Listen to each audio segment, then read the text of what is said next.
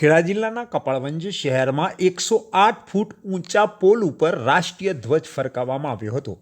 કપડવંજ નગરપાલિકા દ્વારા town hall ખાતે રાષ્ટ્રીય ધ્વજ ફરકાવવામાં આજરોજ આવ્યો હતો, જેમાં કપડવંજ નગરપાલિકાની મનોરંજન ગ્રાન્ટમાંથી ₹12,21,719 રૂપિયાના ખર્ચે 108 ફૂટ ઊંચો પોલ ઊભો કરવામાં આવ્યો છે. આ 108 ફૂટ ઊંચા પોલ ઉપર રાષ્ટ્રીય ધ્વજ ફરકાવવામાં આવ્યો હતો. આ કાર્યક્રમમાં નગરના પ્રથમા વર્ષાબેન, CEO પ્રજાપતિ DYSP સોલંકી તેમજ અનિલ ગોસ્વામી અને નગરપાલિકાના કાઉન્સિલરો અને સાથે શહેરીજનો પણ મોટી સંખ્યામાં ઉપસ્થિત રહ્યા હતા. આમ ખેડા જિલ્લાના કપડવંજ શહેરમાં આવેલા ટાઉન હોલ ખાતે 12 લાખથી વધુના ખર્ચે 108 ફૂટ ઊંચો પોલ ઊભો કરી અને રાષ્ટ્રધ્વજ ફરકાવવામાં આવ્યો હતો.